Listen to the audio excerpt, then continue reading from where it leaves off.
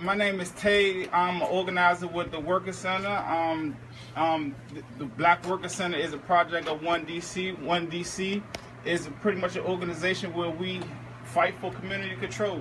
Fight for community control. As you can see, we got the community in here. Very diverse crowd, so that's very dope for me also. And right here, this specific center right here, this is the Black Worker Center, where we're going to be pretty much focused on cooperative alternative economies, I think, political education, alternative economies. And one of the main features that we're doing right here right now is like our time banking model. No matter what skills folks got, whether they could do auto mechanic or they could do hair, you did my hair, I'll fix your car hour for hour. And that's how that program works. And we facilitate that right here in this center. And we also focus on getting cooperative businesses off the ground. So we offer technical assistance through Cooperation DC and things like that. We're going to also talk about that a little later. Hi everyone, my name is Yasmina. As Tay mentioned, I'm the housing organizer. I also work on 1DC's political education program called the People's Platform, which is a set of principles that inform our work. As many of you probably already know, in Washington, D.C., as with many other major cities across the country, I'd venture to say every major city, there is a housing crisis. Not just a housing crisis, but an affordable housing crisis. So what city officials and politicians and private corporations, in other words, the developers, would have us all think is that the problem is that there is not enough of a supply of housing to meet the demand of the people for housing. So what they're saying is all we need to do is build more housing and then the demand for housing will be met. There's only one problem with that, and that is that they're not building any affordable housing. They're building luxury apartments and luxury condos. They're allowing private developers to eliminate affordable housing in the middle of this affordable housing crisis, where we have 40,000 people on the public housing waiting list, where we have thousands, tens of thousands of people that don't have secure housing, hundreds of families in DC General and in other shelters around the city.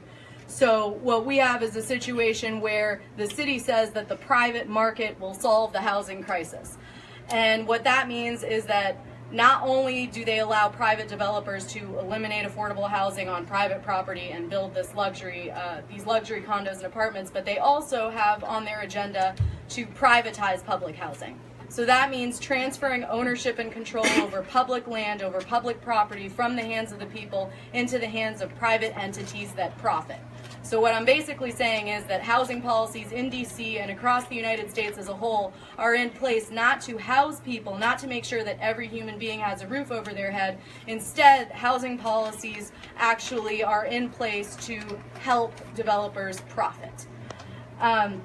So at 1DC, obviously, we believe in a universal right to housing. We believe that every human being should have a roof over their head, and that's what we fight for. So I want to say a couple of words about the critical importance that we place on political education at 1DC, because if we don't understand how this system functions, then what we then have is the politicians from the two major parties that operate in this country, plus the developers, tricking people into actually working against their own interests. We have tenants across the city that are, signing move-out agreements. They're moving, they're being swept out of their properties, and not understanding that this is planned displacement. This is planned gentrification. This is not by accident.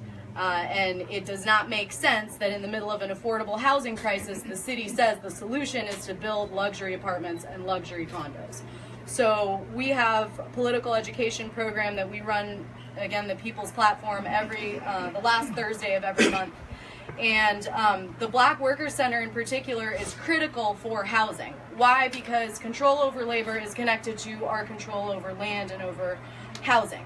And with this time banking program, if someone comes in, for example, and uses the recording studio for 2 hours, then then in exchange, they will come out to Brooklyn Manor and give their time to help organize tenants on the property for 2 hours. So it's critical that we get this time banking program off the ground. It's critical that we fund the Black Workers Center. It's critical that we have control over our own physical building out of which we can run our programs, because without that, we're always under the control of outside entities that have outside interests. We represent the interests of the people, and that's why we are a member-led organization. The struggle at Brooklyn Manor is led by tenants. We're in there for support, logistics, and because we understand that all of our liberation is tied together. So with that, I'm going to hand it over to Dominic Molden. He's the resource organizer at 1DC to talk about why we need to fund a Black Workers Center building.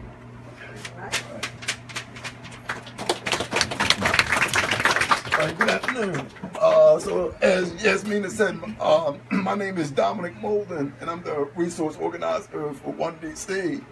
And I've been on these corners in people's houses for 31 years in DC, right? So I came to DC when DC was Chocolate City, right? And when DC looked like Anacostia. And now, if we don't do the work we need to do, most of DC will look like Shaw, where 1DC is based. So, about 15 years ago, Shaw, which is the U Street corridor, was 90% black. Shaw is 30% black right now, okay? And so, part of the struggle for 1DC is that black-led organizing isn't supported by the government, and a lot of times by foundations, right? Because they don't do the work like Tay talked about when we were planning this session. We don't do the pacification work, right? We do the liberation work. So there's a group called SUM, which is about to build a $90 million building on Benning Road in Ward 7 that's 300,000 square feet, right? To keep us pacified, okay? There's another group called LISC who used to support us. They said they're gonna put $50 million in the Anacostia. All of you are in Anacostia. We had one member meet with them about that money. Do you think they talked about funding the Black Workers Center? Lucas? No. So Will gonna tell us we gotta make them obey, right? If we wanna stay in this city, we have to build power, right? Black liberation power. And when we build black liberation power at 1DC, it's focused on gender, race, and class, and it's multi-ethnic and multicultural, right? So that's why this room looks the way it does today, right? That the black people we lead, and we lead with our South Asian people, our white brothers, our Latino brothers, our African immigrant people. That's what we're trying to build. And the reason why we need the Black Workers Center is because there's no space in this city where black people control their labor, right? When they decide how long they're gonna work, how they're going to be treated, what their retirement program is, and what their child care needs are, right? So we're trying to create that space. And on Thursday, we met with the people that own this building, and they told us that they want $1.6 million for this building. What? Because we're across the street from the Metro, right? So y'all know how we work it, right? You know, 1DC, if we decide to go after this, we're going to go hard, right? Like we say, go hard or go home, all right? But you need to understand that this conversation today is a serious one because it's not just about jobs, right?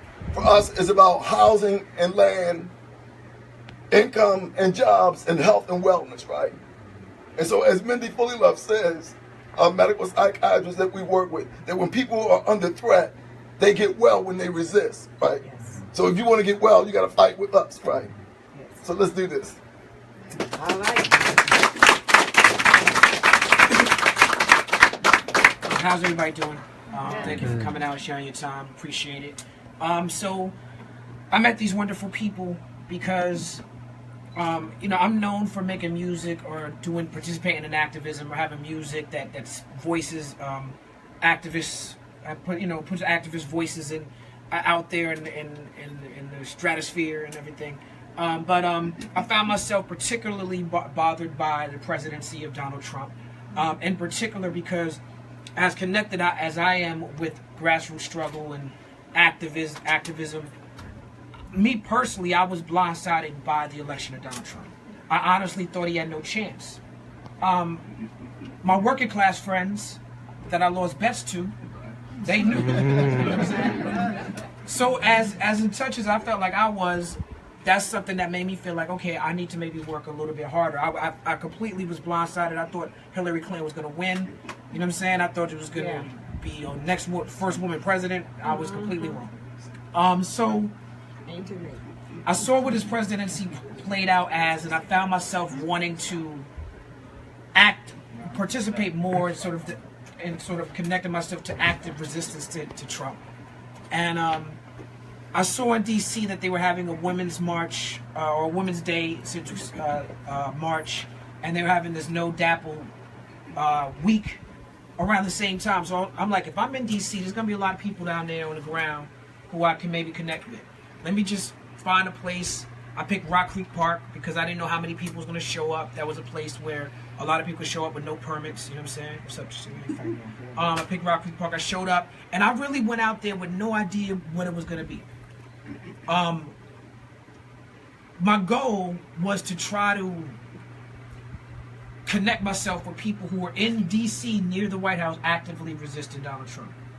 What I realized after a week of doing that for 2 hours and meeting people from all over the community was it would be more efficient for me, and I would be better served with taking people who are maybe new to activism, or maybe people who are more awake because of the Donald Trump presidency, and pointing them in the direction of people who are already doing the work. So marginalized people and the people that I associate myself with, the people that I'm making songs about and with my whole career, have been doing this work the whole time. You know what I'm saying? Like, my whole life, I've been involved in stuff like this. So after speaking to people, it made a lot more sense for me to say, okay, well, who in DC is doing the work? And people, there was wonderful people showed up. I met people who were involved in refugee stuff. I met people from Dallas Justice. I met people from CASA. I met people from Adopt a State. I met people from ROC. I met people from 1DC. I met all these wonderful activists from all over the community, and a lot of them already was connected and knew each other. But I decided that my focus should be pointing the people who are looking at me in the direction of the people who are doing the work. So, in particular, like these people from 1DC were saying, in particular, them having a space is something. There's the Black Worker Center, something that I was attracted to. There's a bunch of other things that we have going on with the group of people who are meeting with me.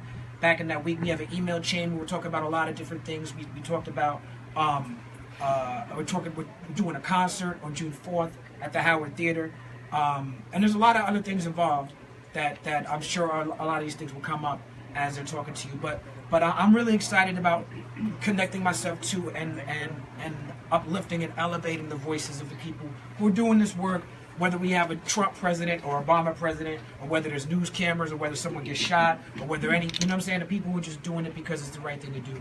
And I want to give the floor back to them.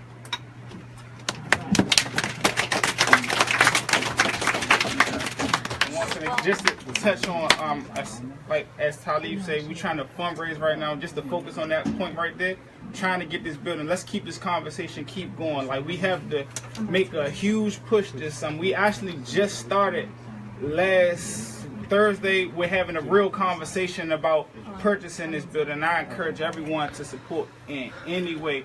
And like what Talib, we was interested in possibly doing a fundraiser with him, maybe performances and things like that. And everyone in here could support in some sort of way to try to push for us to have this building. Because we're thinking about a whole sometime, maybe a year-long campaign to raise this money to get this building. And what I'm having in mind right now is having, because this is like a artist-friendly space right here, because obviously we got a lot of art popping up right here. Donate your art. Donate your art. Help us fundraise for that. Everyone in here can be sustaining though. The $5 a month. I encourage her, if you mobbing with Black Lives, throw in the $5. That's what I'm saying. And just do that sustaining donation every month. That comes is so important, and we need that to keep this work going, because as Dominic already pointed out, when I tell you, if we were doing a pacification where we setting up financial literacy courses, or we setting up some computer lab somewhere that's not addressing the problem, we probably had millions of dollars. But since we organize and we actually confronting the system, we overlook. When we go in them funding meetings with these big, it's a $50 million project coming in Ward 8 right now, and they not having us in the conversation? No. Right. What's going on right here? So that's the urgency, and that's the reason why we push for everybody. Give something. Everybody got a $100 phone bill or more or whatever. $5. That's going to bring all this stuff down. Support our time banking model right there. You could cook, you could get someone on ride, you could do things, and all this is going to be facilitated on our Facebook page. There's a lot of ways where we could support this movement right here. We pushing hard this summer. to try to get this building so we can keep having these conversations. So there are pledge cards being passed around, and this is for raising money for the Black Workers Center. And for any way you want to support, like if it's not up there, just write it on the back, and we collect those, and we be in touch with you. You know, like I said, if you want to be a sustaining donor with $5, if you want to donate your art, you got some other artists or something that might be interested in painting or any type of art that can assist us in this type of work. We welcome that, and just any way you can support, please write it down on the back of the card. I just want to say one more thing since we're live streaming. I just want to call out Ward 5 Council Member Kenyon McDuffie, who represents the ward that Brooklyn Manor is in. He had 30 minutes to sit down with Brooklyn Manor tenants where he said he doesn't believe in replacing affordable housing one for one because he believes people should learn how to be self-sufficient. And as far as we're concerned, like, our job in building community power and building people power is to make them obey. We don't care who they are, what their name is, what they look like. They might as well all have masks on. But they're going to obey the will of the people, and the only way that will happen is when the people get organized. Yeah.